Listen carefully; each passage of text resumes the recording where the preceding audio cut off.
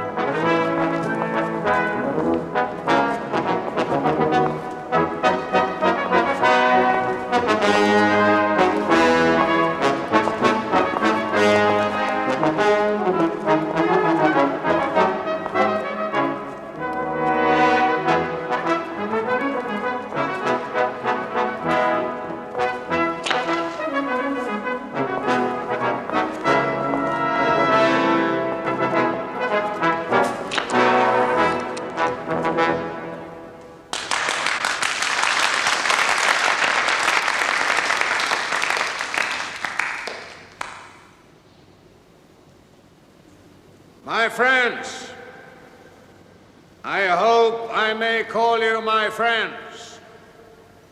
After all, I pay your wages.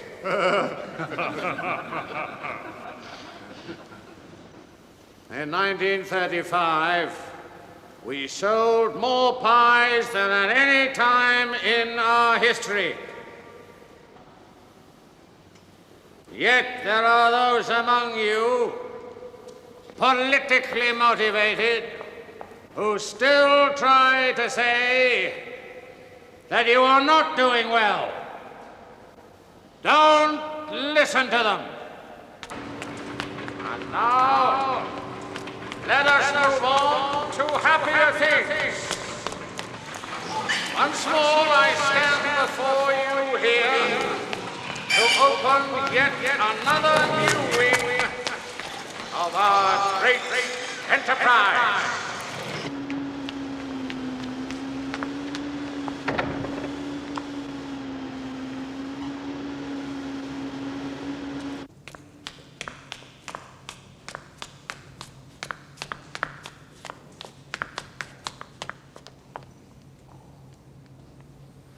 Joanna.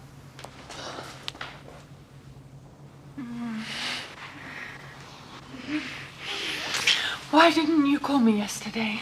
You mustn't come here. I've got to see you. It's no good, Joanna. Oh, it isn't. What do you mean? I've been given 2 weeks' notice. By my father. Well, not directly, but yes. Why? Because he's found out about us, of course.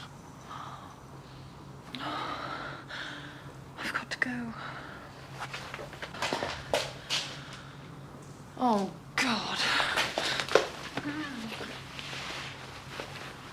I like to think there has been a partnership between the Farley family and we humble mortals in the municipality.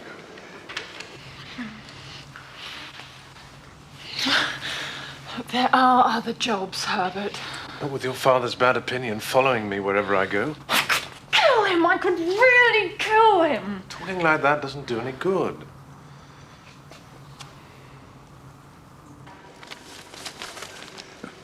And now it gives me great pleasure to declare this new wing well and truly open.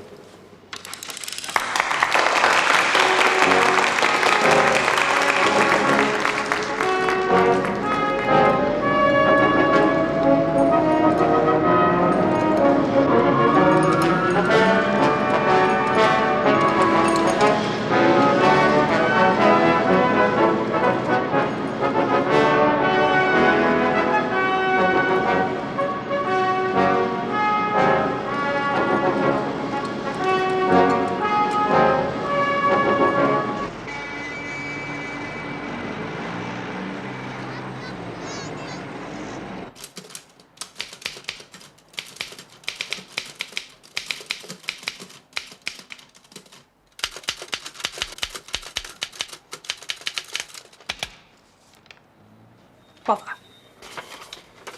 This is your chance. What? This is your chance to invest in a pair of home-fit, real leather shoes. Oh, that's clever. Fit spelled with a PH.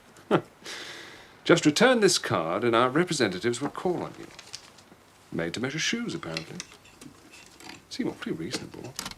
Don't suppose they've any made-to-measure typewriters in there, have they? Sorry? Ever since last Easter, I've been asking Mr. Poirot for a new typewriter. Mr. Poirot isn't mean, but he is careful. We found this typewriter in the flat when he moved in. Someone had left it. Jolly useful. Who's Benedict Farley? I've no idea. Oh, isn't he Farley's pies? Pies? Why? Dear sir, Mr. Benedict Farley would like to have the benefit of your advice. If convenient to yourself, he would be glad if we would call upon him at the above address at 9:30 tomorrow, Thursday evening. Yours truly, Hugo Cornworthy, Secretary. P.S. Please bring this letter with you. Repeat that, if you please, Hastings. Dear sir, Mr. No. Just the postscript. P.S. Please bring this letter with you. Why? Why? Why, Hastings? An interesting letter. Is it? I thought it was rather dull. Miss Lemon says he makes pies. Makes pies? Hastings, to say that Benedict Farley makes pies is like saying that Wagner wrote semiquavers. They're very good pies, are they? No, horrible. But there are a great many of them.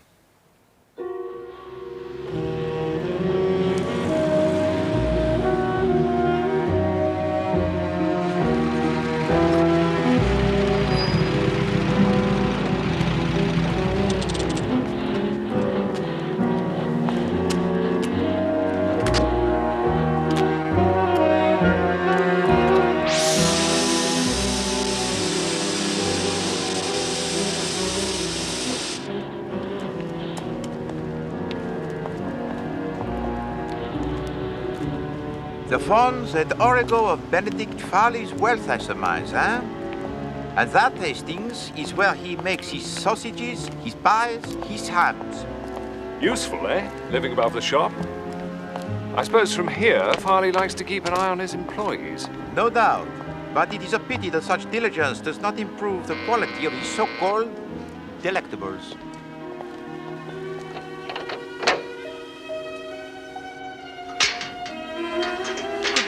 Good evening, sir. Monsieur Poirot and Captain Hastings, to see Mr. Farley. I'm sorry, sir. I was instructed to admit only one. Oh, come now. I was instructed most positively, sir. I'm sorry. You know, this is most inconvenient. You'll excuse me, sir. I was told to ask for a letter. Pardon? Oh, yes.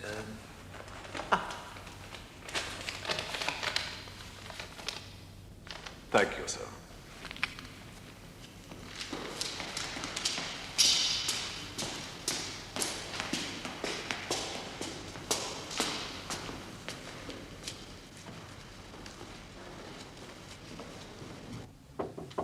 Yeah?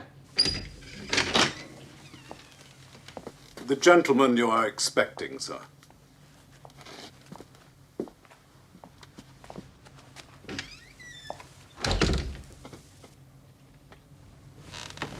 So, you're Hercule Poirot, eh?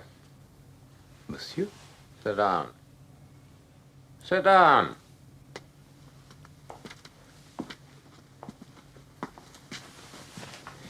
Merci, monsieur.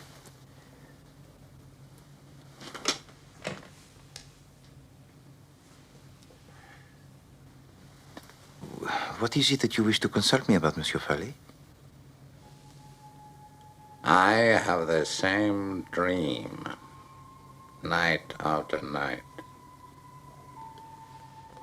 I'm sitting in my room next to this, sitting at my desk writing. There's a clock in there. I look up at it. I see the time. It is exactly 28 minutes past 12. Always the same time. You understand?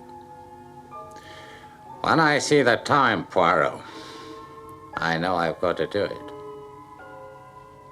At 28 minutes past 12, I open the second drawer down on the right of my desk. I take out a revolver. I load it. Then I go over to the window. And then? I shoot myself. I just lift the gun to my head and shoot myself. What do you make of that? I've already consulted a specialist in Harley Street. And what does this specialist tell you? He was preposterous. He asserted my life is so unbearable to me, I deliberately want to end it. He is a fool. Why should I want to kill myself? One of the richest men in the country. I have everything I could possibly want. I am a happy man. So where do I come in, Monsieur Farley?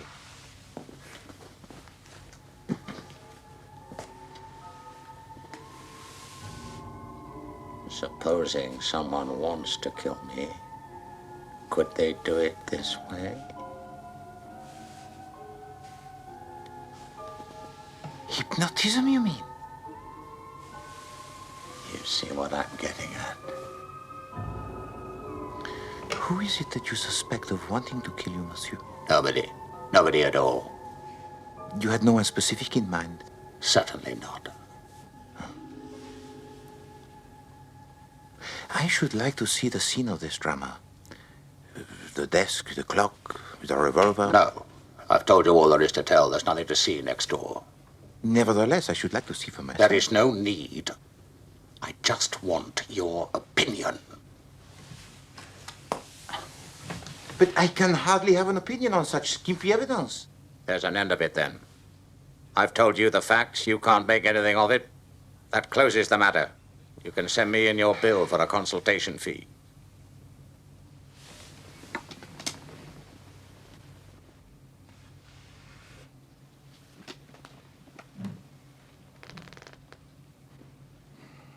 I shall not fail to do so. Wait. That letter. I want it. The letter from your secretary? Yes.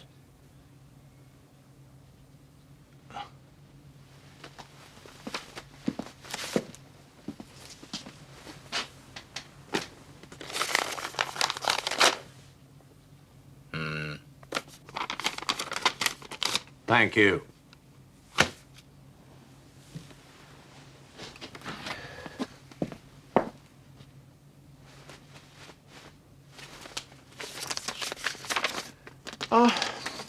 A thousand pardons, monsieur. What? I have committed a folly, huh? The letter I handed to you just now, it was a letter from my landlord. This is your letter. Why the devil can't you watch what you're doing? Au revoir, monsieur.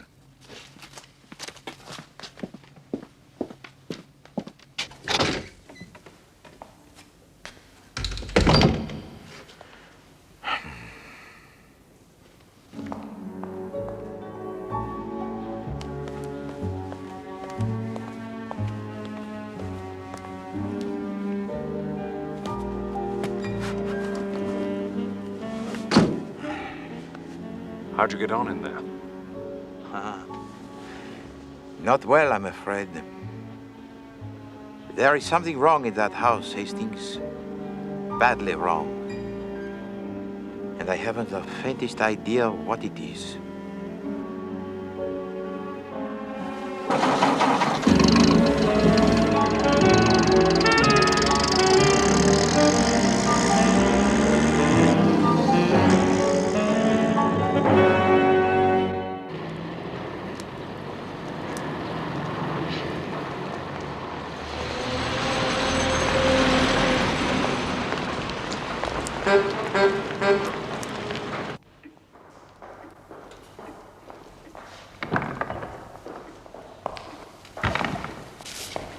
Get off, boy. I want these documents in Leadenhall Street by 1 o'clock. Well, go on then. Run!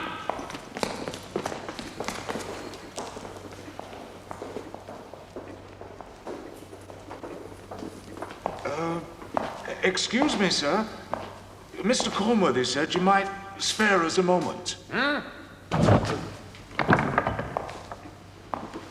What's going on? 12 o'clock, he said. All right. He's a very busy man. Now let's just sit down. And relax.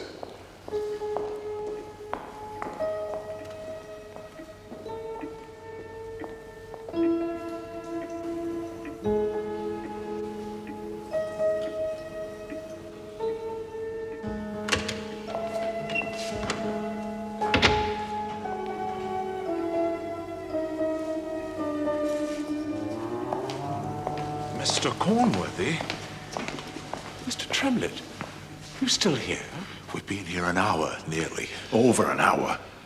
Well, I'll go and see what he's up to. He's got to sign these anyway. Bloody nerve. That's our dinner hour gone, I know that. He'll see us now. Good God!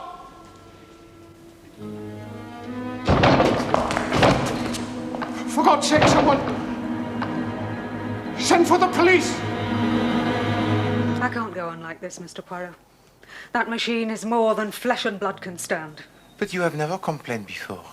I've done nothing but complain for the last 6 months. No. It has been mentioned, Poirot. Kindly do not band together against Poirot. I wasn't. No, do I not do my best to keep us all happy? I don't want to be happy. I just want to... Poirot.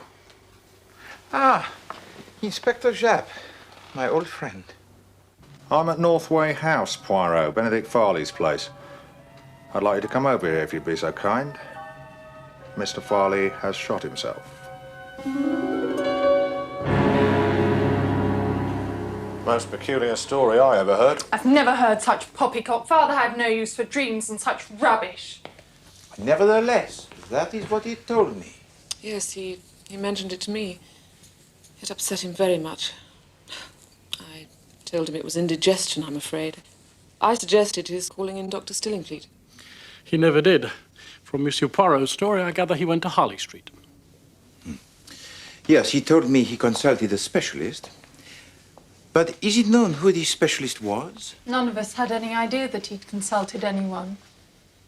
And he never spoke to you about the dream? No. And you, Monsieur Conworthy? No, he said nothing about it at all. I took down a letter to you at his dictation, but I have no idea why he wanted to consult you. I thought it might have something to do with some business irregularity. I see. Inspector Japp, can you tell me the events leading up to the death of Monsieur Benedict Farley? Well, Mr. Farley had agreed to see 2 representatives from the works. It was a proposal for forming a union. Some hopes. Yes, quite so. A little before 1 o'clock, Mr. Cornworthy here came out of his room and went into Mr. Farley. He couldn't see him at first and thought the room was empty. Then he caught sight of a boot sticking out from behind the desk.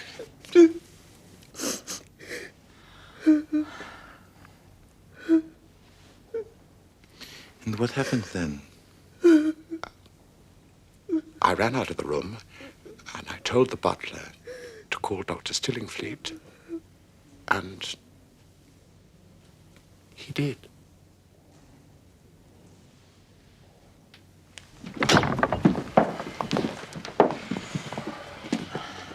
The body was found down there. Thank you.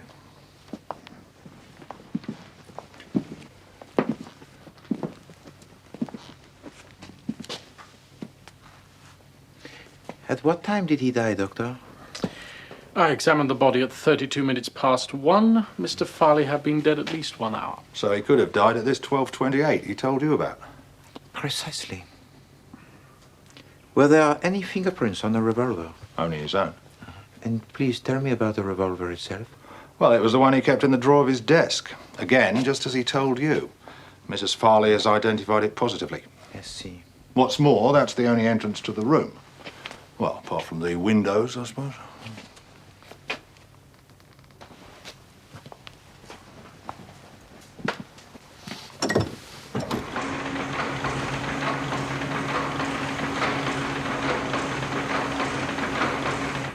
I cannot see how anybody could climb up there. It's a funny room for a rich man to choose as his study, isn't it? With that great ugly blank wall right outside. I think it is important, that wall. You mean psychologically? Perhaps.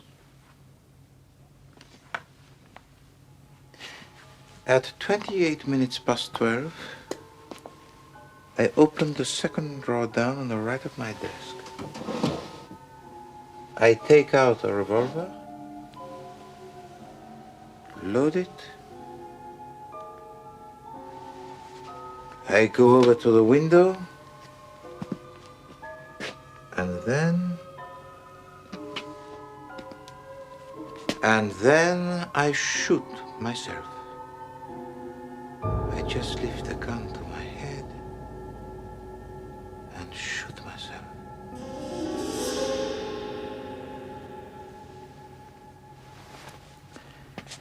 I should not have thought that there is any reason for you to doubt the accuracy of the dream's prediction, Inspector. In fact, there is every reason to suggest that Benedict Farley committed suicide. Well, there would have been no doubt about it at all. But for one point. And what was that? A letter written to you. I see. So where Hercule Poirot is concerned, there arises immediately the suspicion of murder? Precisely.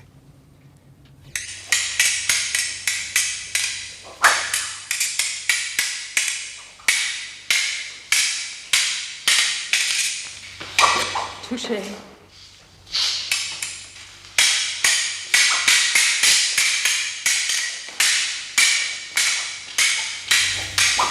Touché.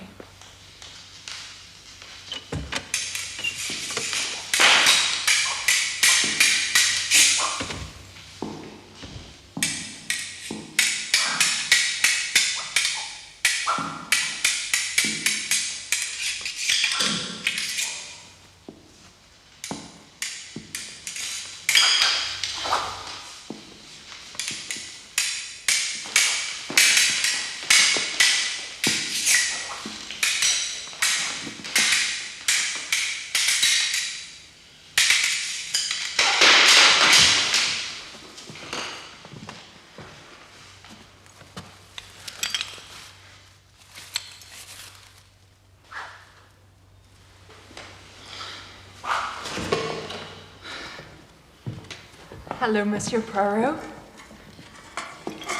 Fancy your chances? No, thank you very much, mademoiselle, but essentially Hercule Poirot is a man of peace. But perhaps, though, I could ask you a few questions. Ask away. Did you know that your father kept a revolver in his desk? No.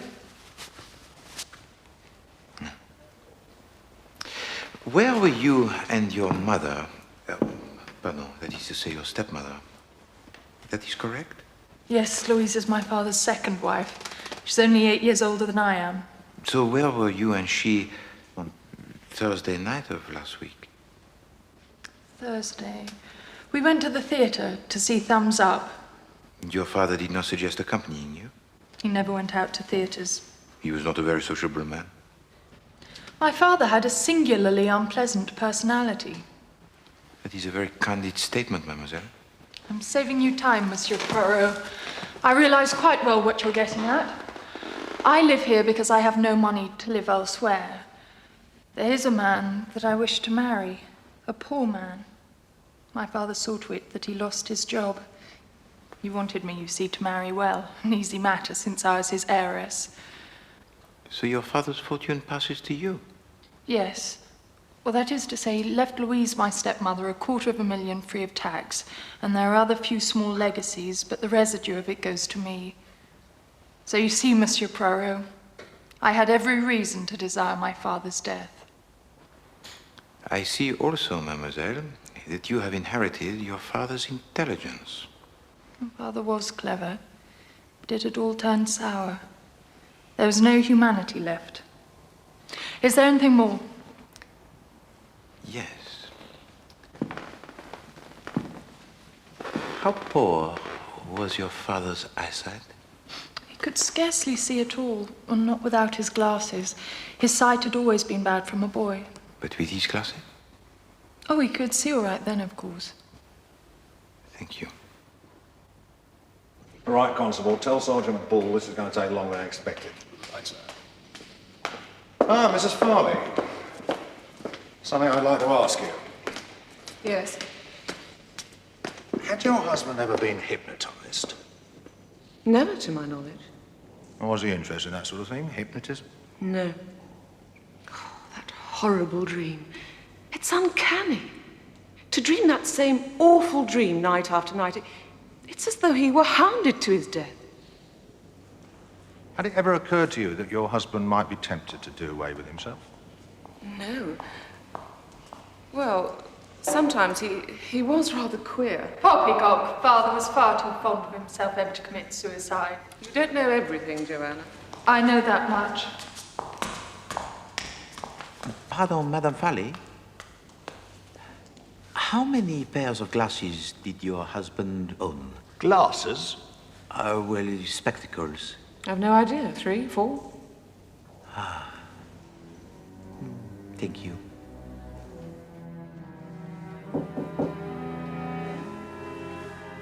Come in.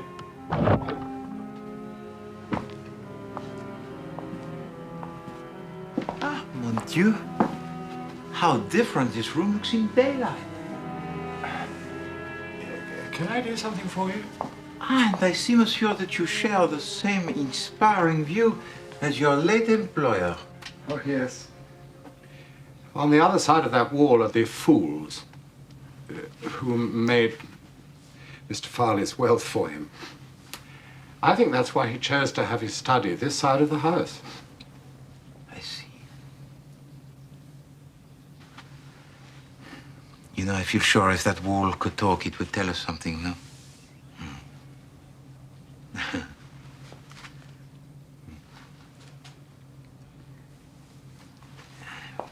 Monsieur Conworthy, when I arrived last Thursday evening, I was not shown into Monsieur Farley's own room. No. I was told to tell Holmes to show you in here. Why was that, do you think? I never questioned any of Mr. Farley's orders. No.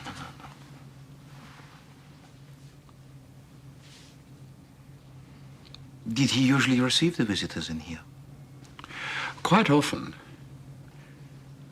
Particularly if people hadn't come to the house before. I see.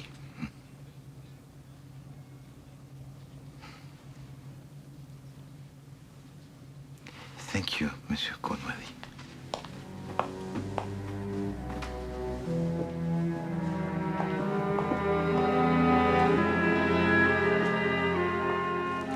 Inspector, this dream of Benedict Farley is very important. He dreamed, he said, of committing suicide. And later on, he did commit suicide. Now, when I say suicide, he was alone in his room and was found with a gun in his hand. And no one entered or left the room at the time he was shot. So what does this mean, Chief Inspector? Well, that there's no other possibility. That it must be suicide.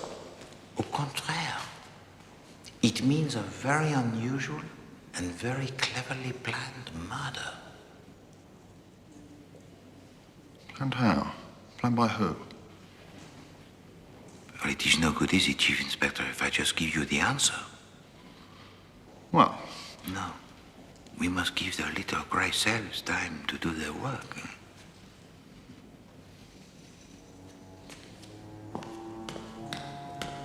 And give Poirot time to work out who did it and how.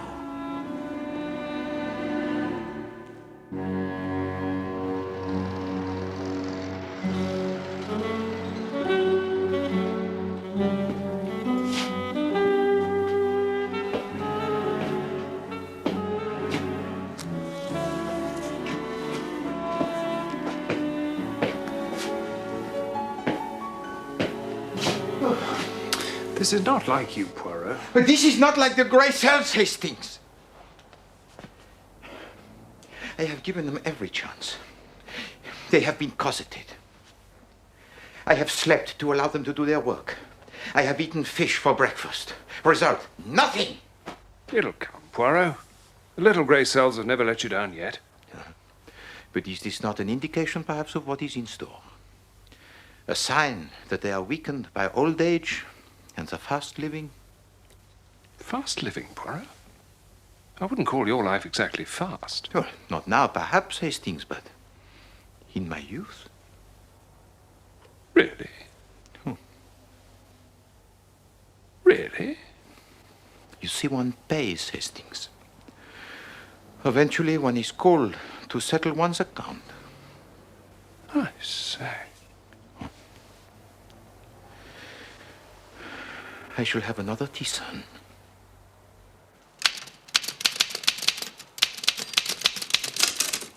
Brother!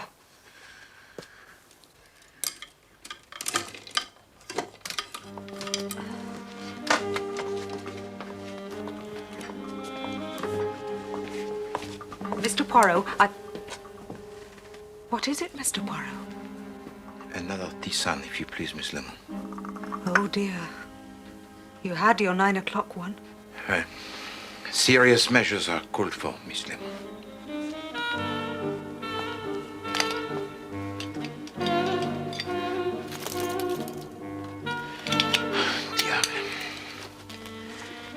Do you have the time, please, Miss Lemon?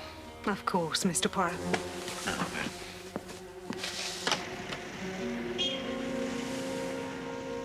What are you doing, Miss Lemon? It's 5 to 10, Mr. Poirot. But what were you doing out there? If I lean right out, I can just see the church clock. But would it not be simpler to wear the watch? I can't, Mr. Poirot. My magnetism upsets them. I see. All my life I've been looking for a watch that won't go wild as soon as I put it on, but I've never managed. Whatever is the matter, Mr. Poirot? Miss Lemon, you are beautiful. Now, would you please be so kind as to telephone the Chief Inspector chap and ask him to assemble the whole Farley household at noon? In the hall, huh? Come, Hastings, we have work to do. All has become clear. Then they're brought in here from the pastry room and loaded into the ovens.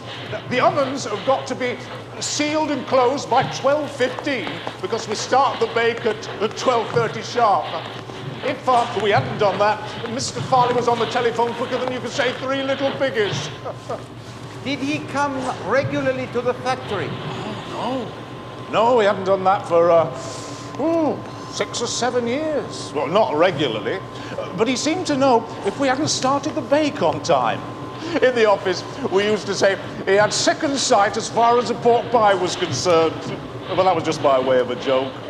Then, after the bake, which takes about an hour and a half, we take them out of the ovens, and then they go round the corner.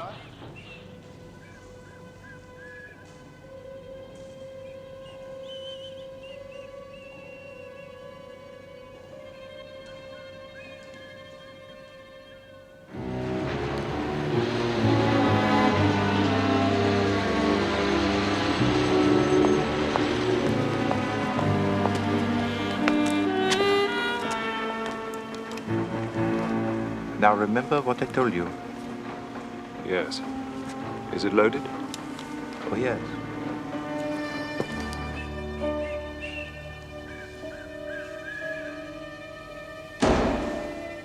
Here he comes.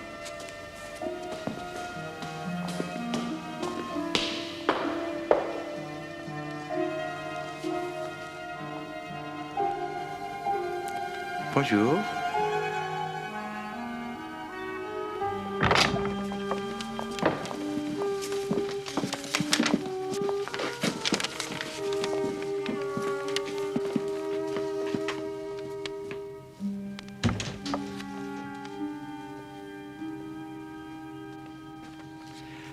I wonder, what is the most extraordinary thing about this case? Well, the dream, I'd say. If we hadn't got your word for it, Poirot... Exactement. The telling of the dream was vital. But, mes amis, there is more to it than that. Where did this telling of the dream take place? Monsieur Benedict Farley received me here in his secretary's room and refused point blank to let me see into his own room just a few feet away. Why did he do that, huh? Because there was something in that room he could not afford to have me see. What? We will come to that. When Monsieur Benedict Farley asked me to return his letter to him, by inadvertence, I handed to him the correspondence from my landlord. One glance should have told him it was a wrong letter. Didn't he have his glasses on? Oh, yes, he had on his glasses. So why did Monsieur Benedict Farley not realize the difference between two totally dissimilar letters, huh? Because, mes amis, I was in the company of a man with normal eyesight wearing powerful glasses. And such powerful glasses would render a man of normal eyesight practically blind. Is that not so, Doctor? If they were very powerful spectacles, yes. Eh bien. So why was I not allowed to go into Monsieur Benedict Farley's room that night? What was in Monsieur Benedict Farley's room that I was not allowed to see? Mesdames et messieurs, shall I enlighten you? I wish you would, Poirot. Very well.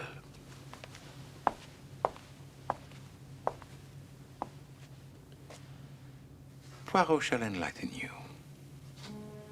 What was in Monsieur Benedict Farley's own room that Monsieur Benedict Farley did not allow me to see was Monsieur Benedict Farley. Good God.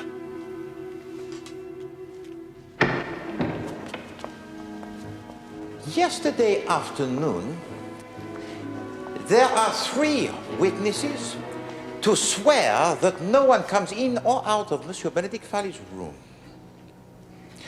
Monsieur Cornworthy is in his room next door, and as 12:28 approaches, he readies himself. You see, Monsieur Cornworthy knows something that very few other people know. He knows that Monsieur Benedict Farley, every day, after all these years, still interested in the day-to-day running of his factory, checks up on his employees. Let us see how he does this.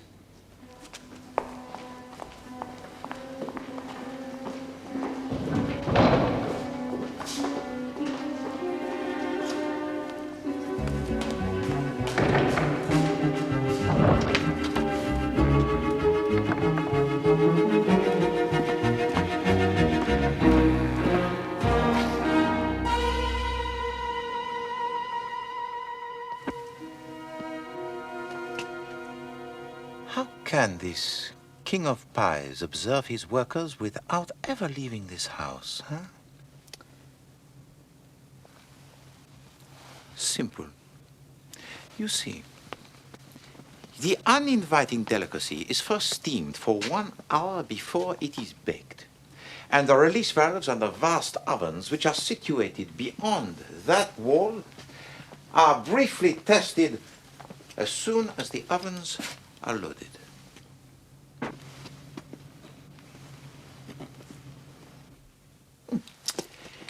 Eh bien, if one leans out of this window, one can readily confirm this fact. Now, if you please, I want you all to come to these 2 windows, lean out and look to your right. Monsieur Conworthy, why don't you lead the way? Oh, this is nonsense. Perhaps. But humor me. Merci. Alors, viens, Madame Farley. Oh, very well.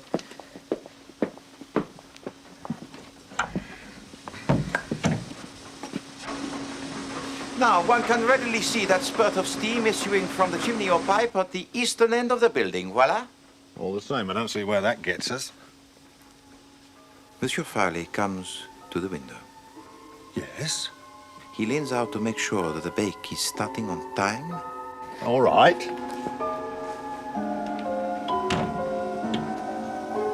And then...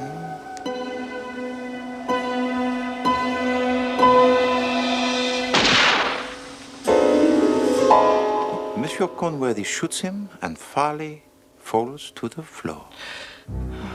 Remember, there is a blank wall opposite, so there can be no witnesses. Lies.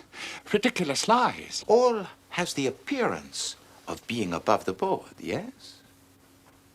Monsieur Tremlett and the other men see Monsieur Conworthy go into Monsieur Farley's room, but rush out again with the announcement of Monsieur Farley's suicide. What they do not, of course, see is Monsieur Conworthy press the gun into Monsieur Farley's hand. Slanderous rubbish. It was Monsieur Conworthy who wrote to me the letter. Monsieur Conworthy who gave instructions to the butler. It was he who went up to his bedroom, applied the makeup, and played the part of Benedict Farley. But there were 2 people who carried through this fraud. Monsieur Conworthy was one, and the other, Madame Farley. How dare you! In due course, the happy ending would have been achieved. £250,000 and 2 hearts that beat as one. HD, stop him!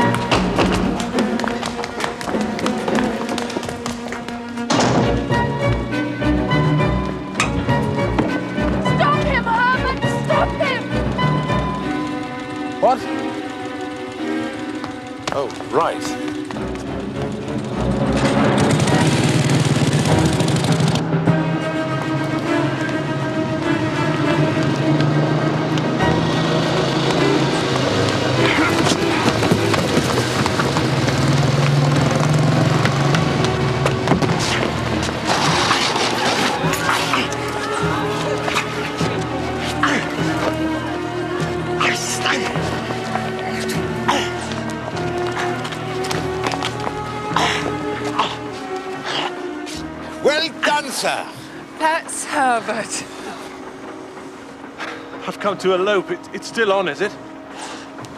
It's not, strictly speaking, necessary anymore. Oh. Well, we could do it anyway, though, if you like. Yes. shall I do with him?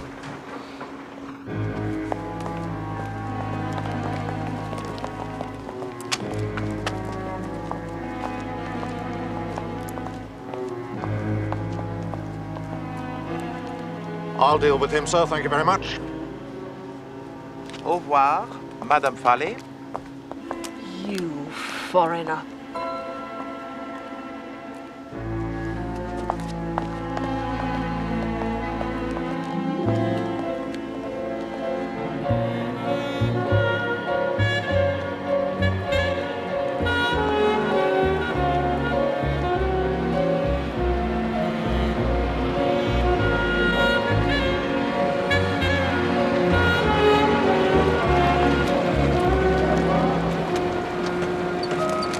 Good afternoon, sir. Good afternoon. Can I assist you in any way, sir? Thank you. Thank you.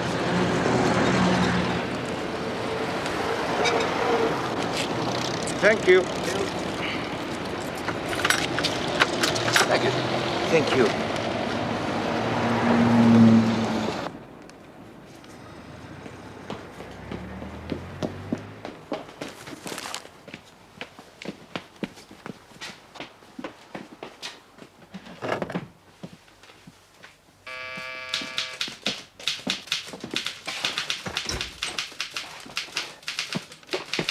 I'll give you a breather with that. No.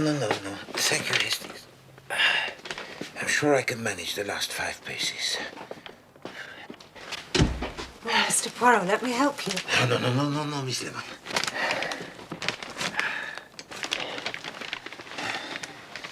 This is for you. Oh, Mr. Poirot, you shouldn't have. No, nonsense, Miss Lemon. Hastings, if you please, the knife. Merci.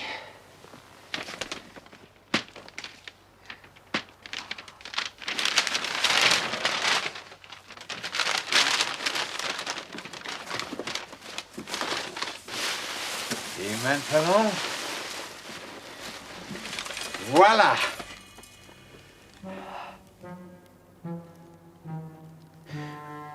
Well, what do you think, Miss Lemon? It's wonderful. It's... Now, we shall have no more leaning dangerously out of the window to tell the time, yes? It's just what I wanted.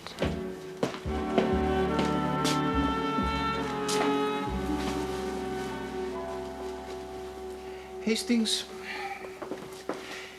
there are 2 reasons why I should never become the millionaire. What are they, Poirot? The first,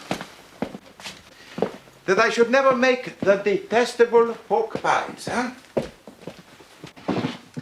And the second, I am too understanding towards my employees. Quite.